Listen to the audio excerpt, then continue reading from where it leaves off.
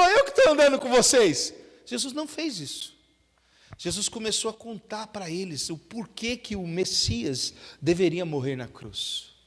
Jesus começou, a Bíblia diz que ele começou a lhe expor as Escrituras, e Jesus começou, imagina que Jesus começou desde Gênesis, contando da época da serpente, né, aquela coisa que Deus falou que pisaria na cabeça da serpente, e enfim, aí começou a contar e abrir os textos da palavra, e eram 10 quilômetros andando, e eles andando e conversando e pensando naquilo, e Jesus começou a expor, e a Bíblia diz, depois você pode ler em Lucas 24, que eles estavam com o coração queimando. Jesus falava, o coração queimava, e o coração queimava, eles não sabiam o que falar, e Jesus foi contando, de repente eles chegaram em Emaús. Quando chegaram em Emaús, Jesus falou, então estou indo embora. Ele falou, não, você vai entrar. Não, você não vai sair daqui, você vai... E a Bíblia diz que os discípulos constrangeram Jesus para ele entrar em casa. Jesus entrou dentro da casa deles. Eu não sei como que era, mas eu imagino que quando eles chegaram em casa, a mulher já correu, né? Foi lá na cozinha, pegou uns pães, né? E enquanto o homem, porque Jesus foi constrangido, então de repente já montaram, né, aquela mesa, falou, tem um pãozinho lá, pega lá, tal, sobrou uma carninha lá, pega lá e tal. E você imagina montando a mesa lá para Jesus, de repente, irmãos, Jesus vai para a mesa junto com eles. E a Bíblia diz que Jesus pega o pão, escuta bem, Jesus pega o pão, vamos ler isso aí, versículo de número 31, e aconteceu que estavam à mesa, tomou o pão pela mão e abençoou, tendo partido, lhes deu, então se lhe abriram os olhos, uau, e aconteceu que reconheceram, mas ele desapareceu da presença deles, uau. Você imagina Jesus aqui, agora, na mesa, junto com eles, caminhou 11 estágios, estava Lucas 24, 31, caminhou quase 10 quilômetros e eles não viram, mas quando Jesus pegou o pão, ergueu, falou, Deus, eu te agradeço por esse pão, nós vamos comer, obrigado filho, nós vamos comer, muito obrigado, e ele pegou e partiu o pão. Quando ele partiu o pão, irmão, eles olharam e abriu-se-lhe os olhos, eles viram, é Jesus. Quando eles entenderam que é Jesus, Jesus desapareceu e o pão caiu. Pá. Por que Jesus desaparece? Porque quando a igreja tem o coração cheio da palavra, quando a igreja entende o potencial do caminho de Emaús, quando a igreja ouve a respeito do sacrifício da cruz do Calvário, os olhos são abertos e a presença de Deus se manifesta. Você não precisa de outra coisa, você precisa da palavra. Mas você sabe o que eu acho interessante nessa passagem?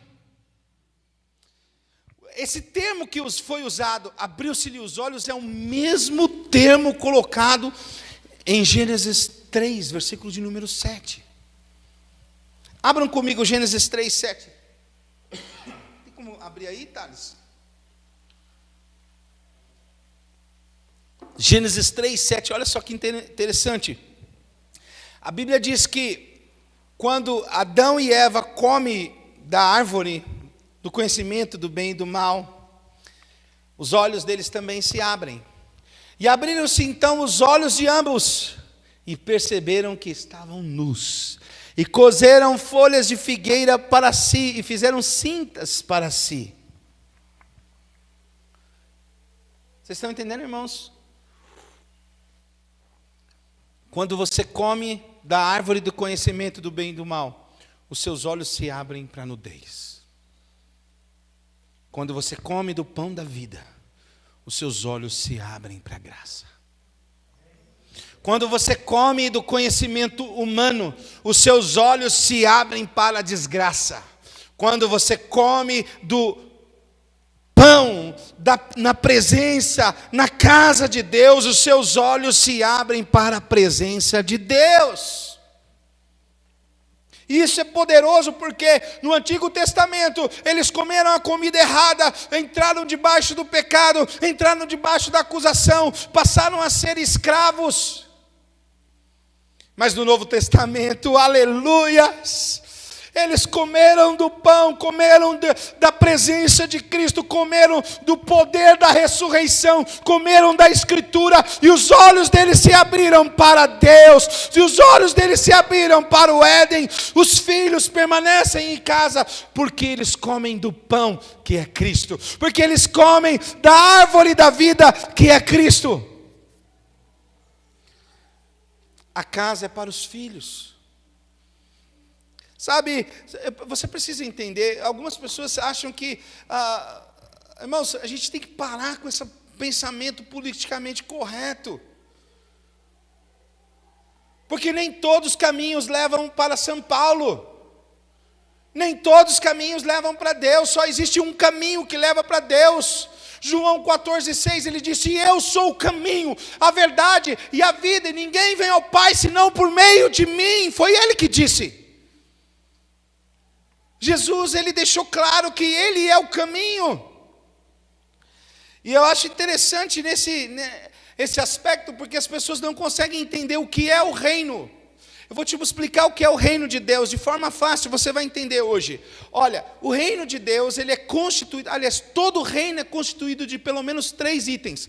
Sem esses 3 não é reino. Primeiro, tem que ter um local onde existe um líder soberano. Senão não é reino. Se existe democracia, não é reino. Amém, irmãos? Amém? Então, só é reino se tiver um local. Só é reino se tiver um povo. Amém, irmãos? Esse reino que tem um local, tem os súditos desse reino. Amém? E para ser reino, também precisa ter uma natureza. E aí que as pessoas se confundem, pensam que Deus não quer que elas participem do reino de Deus, e não é isso, não. É que para participar do reino de Deus, você tem que nascer no Espírito. Ok? Por exemplo, quando nós falamos de reino, tem o reino animal, tem o reino mineral, amém? Tem o reino vegetal, vocês concordam comigo? E tem o reino do Espírito. Foi por isso que Jesus falou para Nicodemos, estou parafraseando, tá? Por minha conta isso aqui.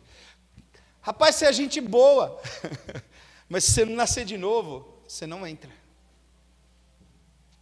Vocês estão entendendo, irmão? Se não nascer de novo, não entra. Então o reino de Deus, ele não é que ele é cerceado. Não, é que você precisa comer da árvore da vida. Você precisa se alimentar da palavra de Deus. Você precisa se alimentar do Cordeiro. Senão você não entra. Aleluias. Agora, quando eu falo isso, as pessoas acham que eu estou exagerando, mas, irmãos, você sabe o que é inerente? A palavra inerente significa? Inerente significa uma qualidade ou uma característica que só aquela natureza tem. Então, por exemplo, o cachorro late. O latir é inerente da natureza do cachorro, amém, irmãos? O que acontece quando uma pessoa está no reino? Ela começa a receber as características desse reino. Então vamos supor, ninguém precisa ensinar o cachorro a latir, falando do cachorro, amém? Ninguém precisa ensinar o cachorro a latir, nada disso, por quê? Porque ele está no reino animal, e no reino animal, na classe de cachorro, ele irá automaticamente manifestar. Ele tem algumas inerências que você não tem, que eu não tenho. Foi por isso que Jesus falou a respeito dos falsos profetas, por exemplo. Vocês precisam ficar espertos. Estou parafraseando Mateus 15, do versículo de número, Mateus 7, do versículo de número 15 diante. Jesus fala o seguinte: olha, vocês estão esperando que abrolhos deem uvas. Como assim? Não se colhe não se colhe uvas de espinheiros. Acautelai-vos dos falsos profetas, porque eles vêm vestidos disfarçados de ovelhas, mas por dentro são lobos roubadores. Volta um pouquinho, antes, deixa eu usar esse exemplo aí, do 15. O que ele está falando? Os falsos profetas têm a natureza de lobo. Por que é que vocês olham um lobo e esperam ele ser ovelha? Entende? Quando você olha para uma pessoa, ela pode até ter defeito e erro, mas você sabe discernir se ela é ovelha ou se ela é lobo. E a pessoa pode ser polida, bonita, rápida, faladora. Você olha e fala assim, isso aí é lobo. Amém, irmãos? Cuidado. No reino de Deus tem natureza específica, tem inerências do Filho de Deus. O Filho de Deus não sai da casa de Deus, ele fica lá para sempre. E aí no versículo 16, coloca para nós, César, ele fala algo poderoso, ele fala, olha, vocês estão, olha, pelos seus frutos os conhecereis, colhem-se porventura uvas de espinheiros ou figos ou abrolhos. Quer dizer, você está olhando uma coisa e está esperando outra. Você está olhando uma mangueira e está esperando limão. Não vai colher. Se colher, vai ser mangueira. E você, que não nasceu de novo, você é uma pecadeira. Não tem jeito. Se você não nascer de novo, você vai ser uma árvore de pecado, e a única coisa que vai colher é pecado. Mas a notícia boa que eu tenho para te dar, que aquele que aceita Cristo como seu Senhor e Salvador, ele recebe a natureza de Cristo como uma semente, e essa semente entra dentro do coração dele, e ninguém precisa ensinar ele, porque a natureza de Deus começa a crescer dentro dele. Amém? E ele vence o pecado. Você não é filho porque você é perfeito. Você não é filho porque você é, interessante, bonito. Nada disso. Você é filho porque você aceitou a Cristo como seu Senhor e Salvador. João, capítulo de número 1, versículo de número 12. Se eu tiver certo. Vai lá, me ajuda aí.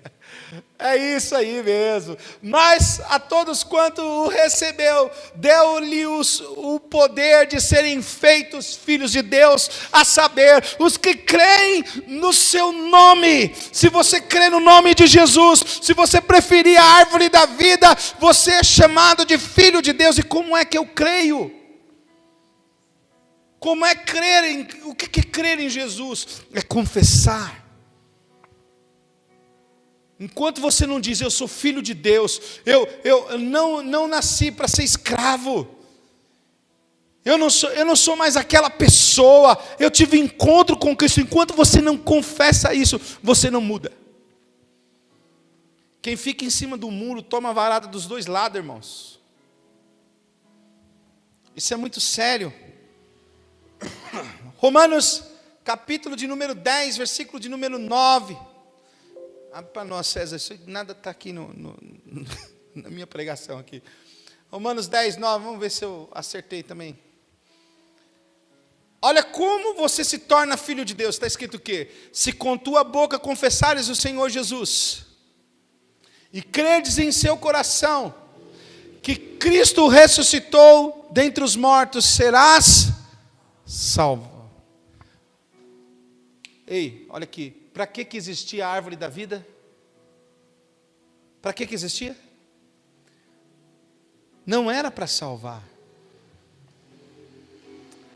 A árvore da vida era a vida. Sem ela, só existe morte. Automaticamente, ou você come dela e vive eternamente, ou você está caminhando para a morte eterna. Entende?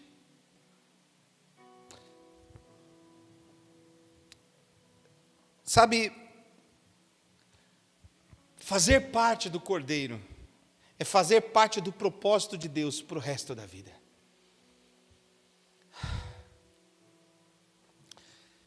Vou dar um pause aqui em Adão, vamos falar sobre Caim, tá? Irmãos, Caim também era uma pessoa que não tinha por que sair da presença de Deus. Olha, a Bíblia diz que Adão e Eva foram mandados embora do Éden porque eles comeram da árvore do conhecimento do bem e do mal, mas a Bíblia diz que, por exemplo, Caim e Abel foram oferecer uma oferta ao Senhor, e o Senhor rejeitou a oferta de Caim. Agora eu pergunto para você, por que Deus rejeita a oferta de uns e aceita de outros? Por que Deus aceitou a oferta de Abel e rejeitou a oferta de Caim? Irmãos, simplesmente pelo fato, Abel foi diante de Deus através de uma oferta que simbolizava o sangue do Cordeiro. Irmãos, na Bíblia nós temos vários tipos de ofertas. Olha, irmãos, presta atenção, algumas pessoas pensam que é só vir aqui e dar alguma coisa para Deus e está tudo bem. Não funciona assim. Deus não aceita nada de quem não é filho. Vamos supor que um bandido vai e rouba um banco lá e fala assim, eu vou dar o dízimo. Porque tem louco para tudo, viu, irmãos? Tem, o cara rouba lá e vem dar o dízimo. Tem bandido que vai fazer assalto, pede oração? Pede oração? Não tem? Tem. Então imagina que ele roubou o banco e veio aqui dar o dinheiro para a igreja. Vamos supor que eu não saiba, eu não sei. Aí, de repente eu olhei na salva, está cheio de dinheiro lá. A gente vai pensar o quê? Glória a Deus, não é? A gente não sabe de nada. Fala, glória a Deus, olha o dinheiro aí, que bênção, Deus trouxe. Mas você sabia que Deus não aceita essa oferta? Deus só aceita a oferta que vem através do sangue. Deus não aceita oferta no pecado. E é o que Jesus falou, né? Falou, se vocês estão em pecado, vocês são escravos.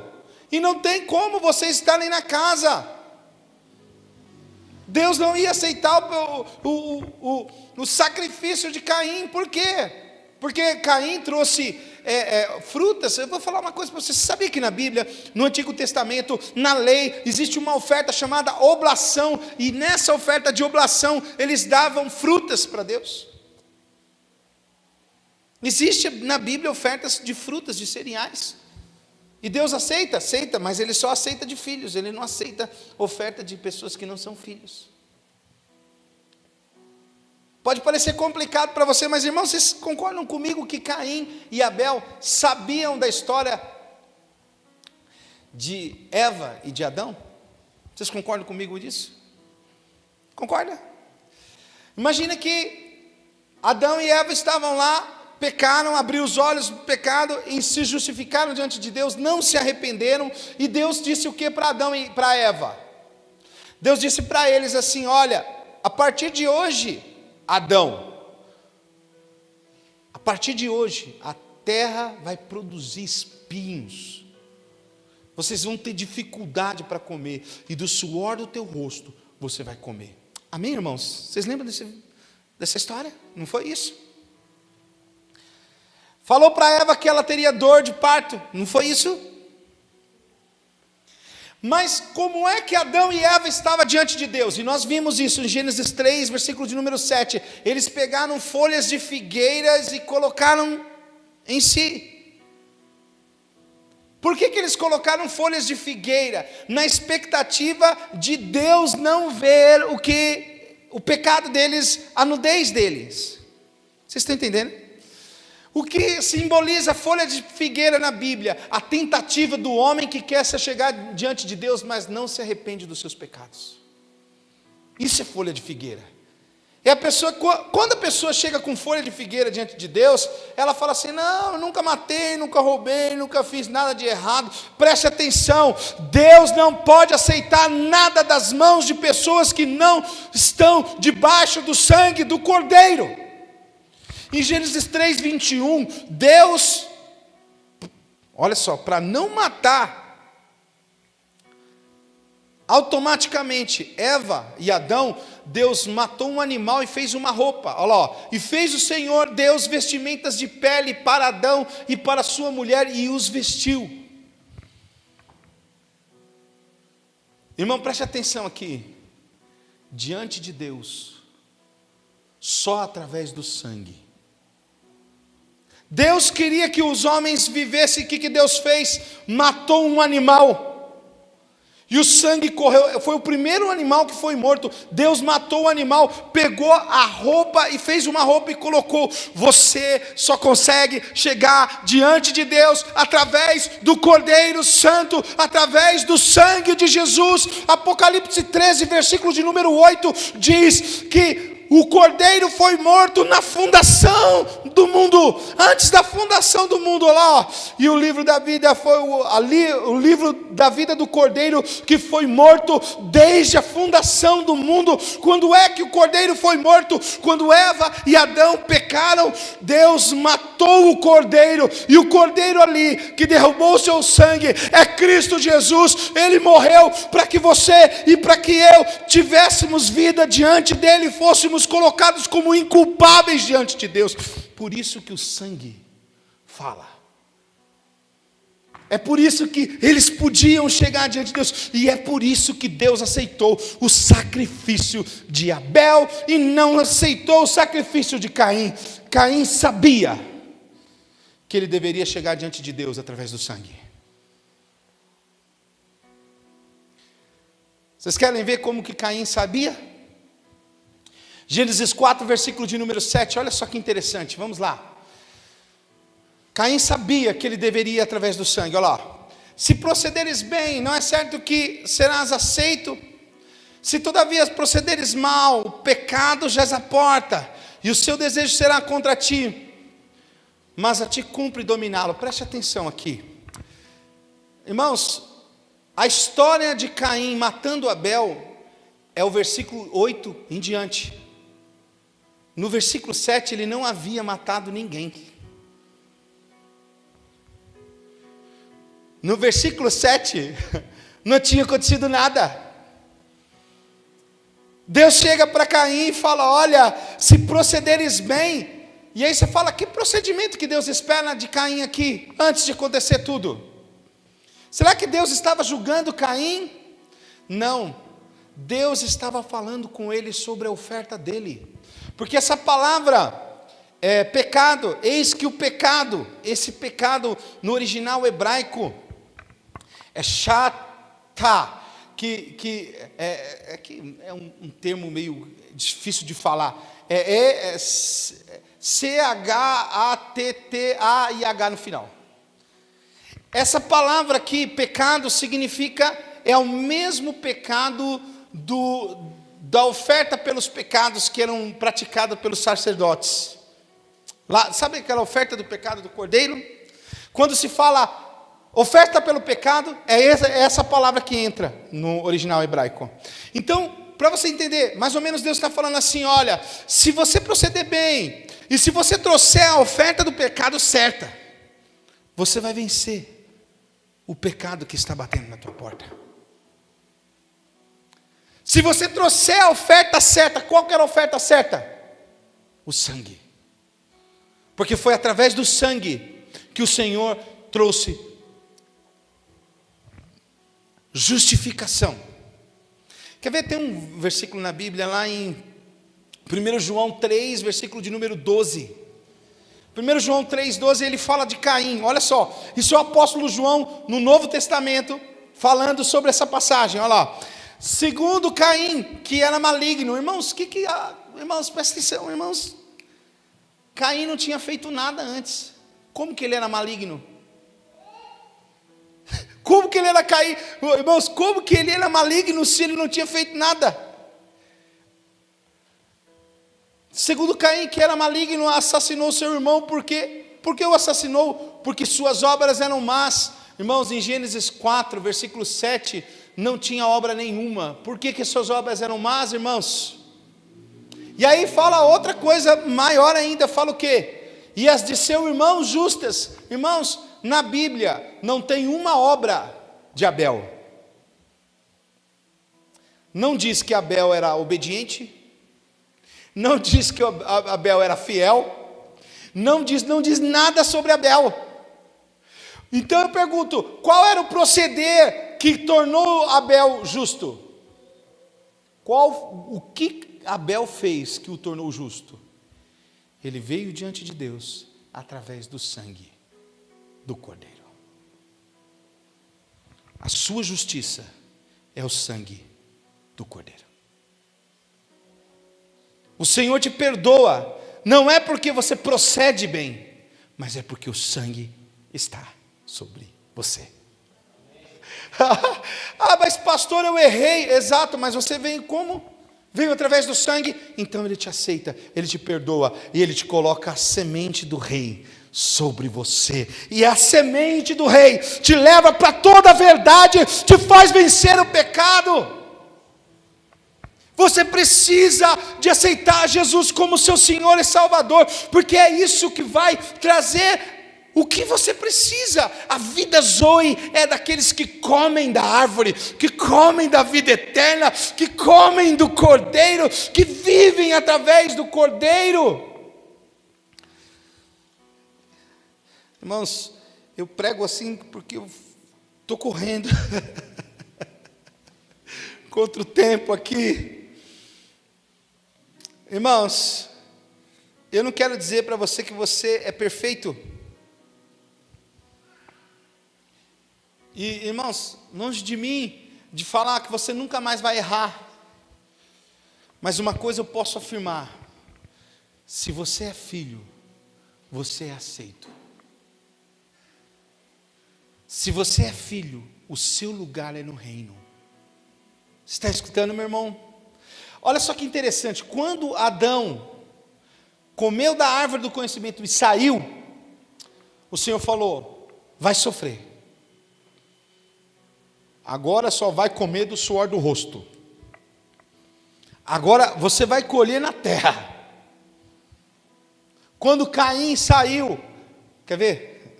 Gênesis 4, versículo de número 12. Gênesis 4, 12, coloca lá. Deus chega para Caim e fala uma coisa: olha, quando lavrares o solo, não te dará ele sua força, serás fugitivo e errante na terra. E aí eu quero que você preste atenção nisso que eu vou falar agora. Por que que nós precisamos entender que os filhos ficam em casa?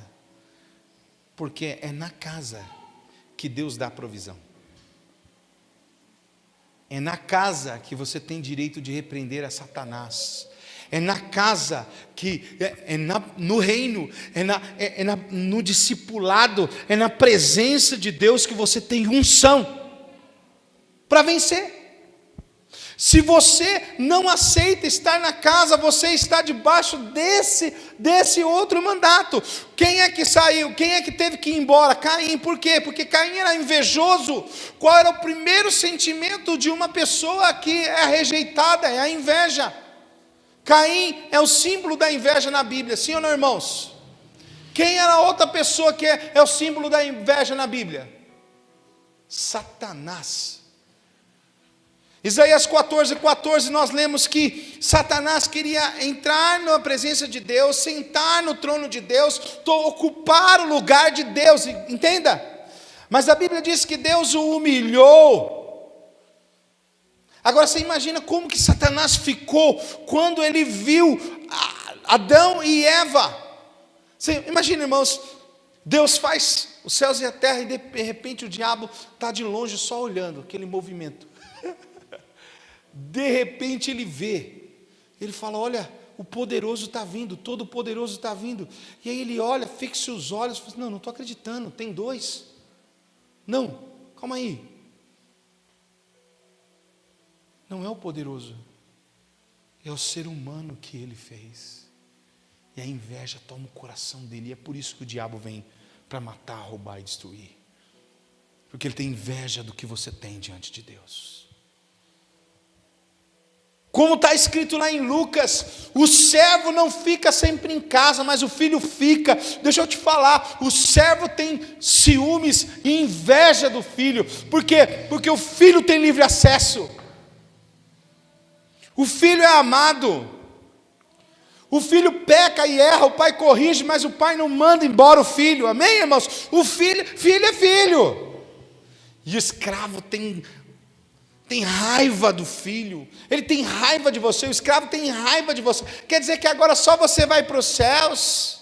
Quer dizer que agora você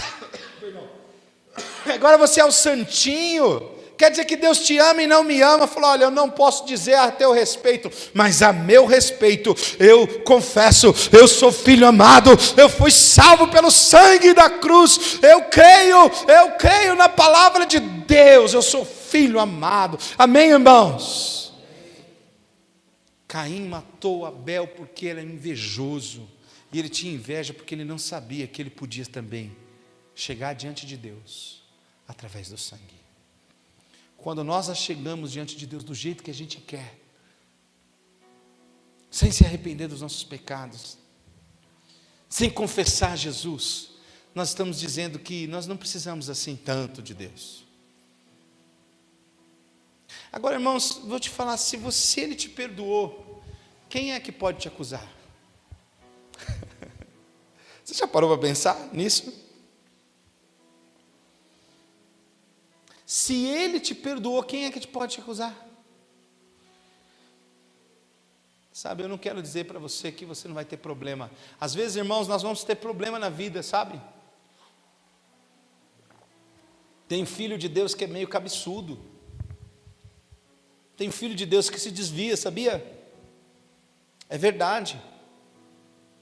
Mas eu vou te dizer, quando o filho volta para casa, o pai vai correndo e troca as vestes dele. O pai faz festa para o filho que volta. Quem é filho não é abandonado. Quem é filho sabe que tem um lugar diante do pai. Quem é filho come da lavagem, mas uma hora acorda e fala, para que eu estou fazendo isso aqui?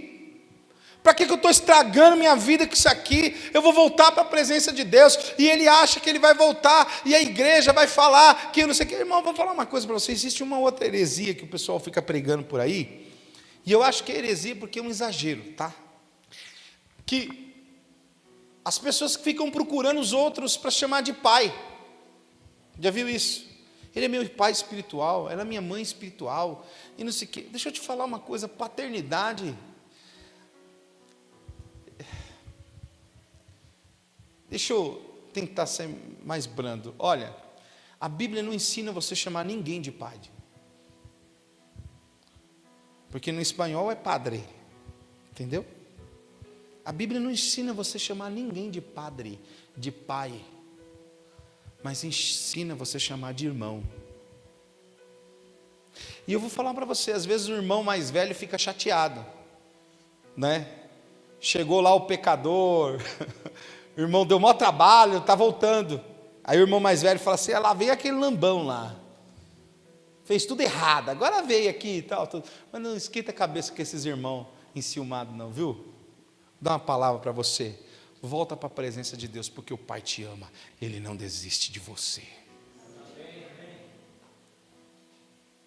Tem festa para o irmão que ficou, mas tem festa para aquele que saiu, porque o pai é rico, o pai é dono, ele é quem te perdoou, ele te restaurou, e quando você chega diante de Deus, através do sangue, você é perdoado, é justificado. Fique procurando os outros para chamar de pai, não, chama de irmão, está bom, chama de pastor e já está bom, já demais. Porque os títulos bíblicos, você sabe por quê? Porque pai é um título que Deus separou para ele. Pai nosso que estás nos céus, santificado seja o teu nome, venha a nós o teu reino, e seja feita a tua. Vocês estão entendendo o que é vida zoe de Deus? Estão entendendo o que é vida zoe de Deus? Pede para o seu pai e ele vai te dar. Vós que sois mais maus, não sabeis dar boas dádivas aos vossos filhos?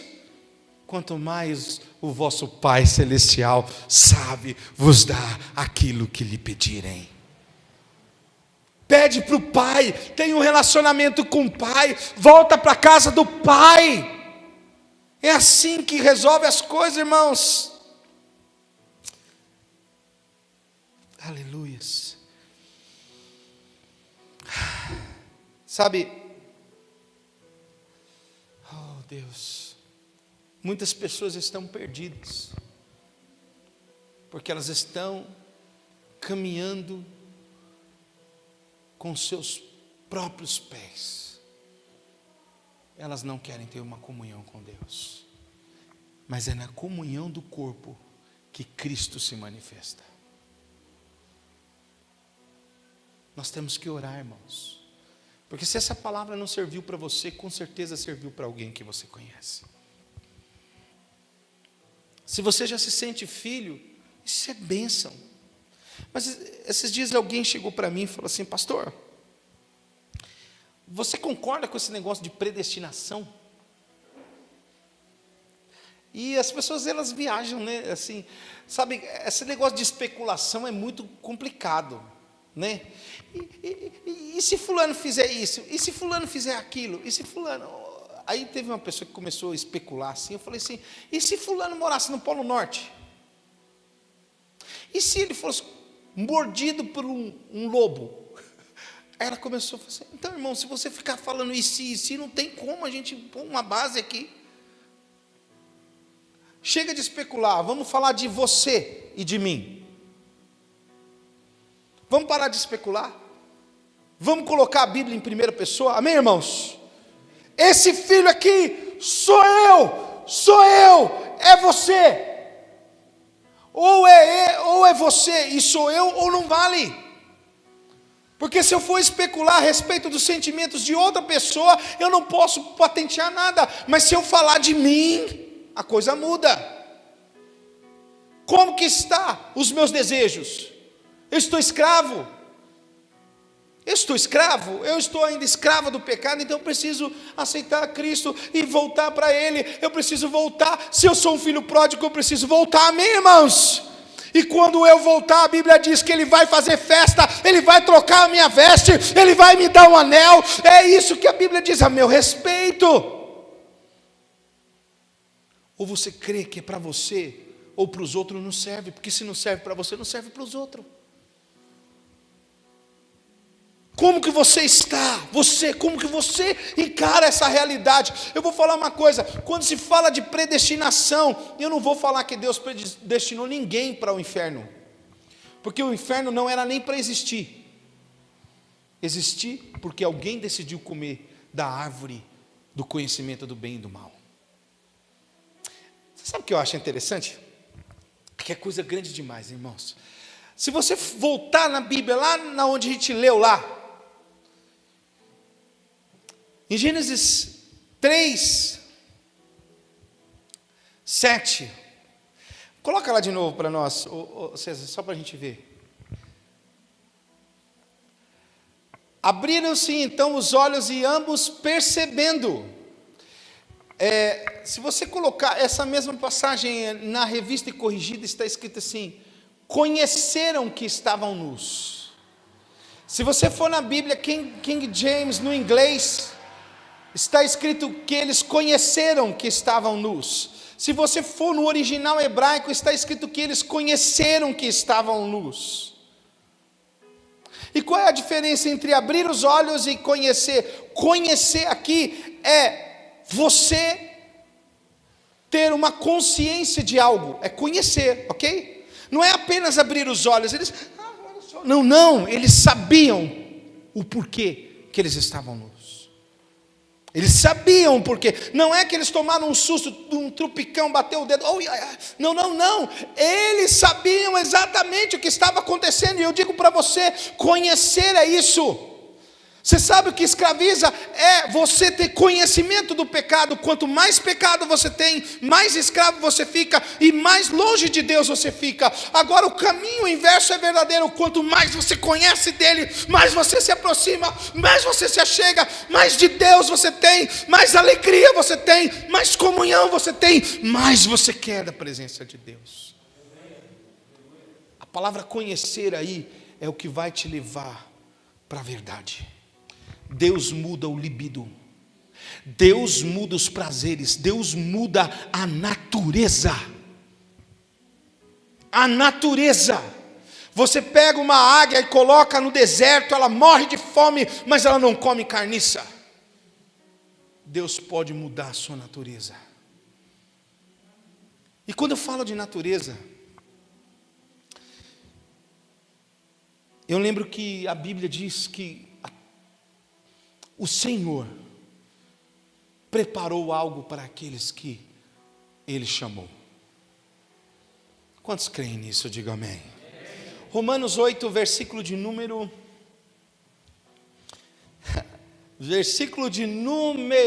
30.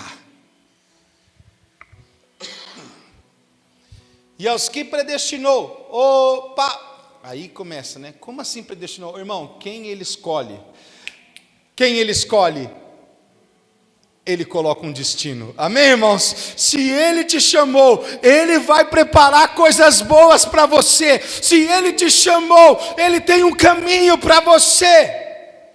E aos que predestinou, a esses também chamou. E aos que chamou, a esse também justificou. E aos que justificou, a esses também glorificou. Olha só, Ele predestinou, Ele chamou, Ele justificou, quer dizer, em outras palavras, Ele já preparou um caminho, Ele te chamou, não foi você, Ele foi lá e te chamou, Ele gerou um prazer, Ele trouxe você para a presença dEle, e quando você chegou, Ele te perdoou. O que é justificar? É perdoar. Ele te perdoou, e Ele te perdoou, e está agora disposto a te glorificar. Ele pode glorificar o seu caminho, que diremos?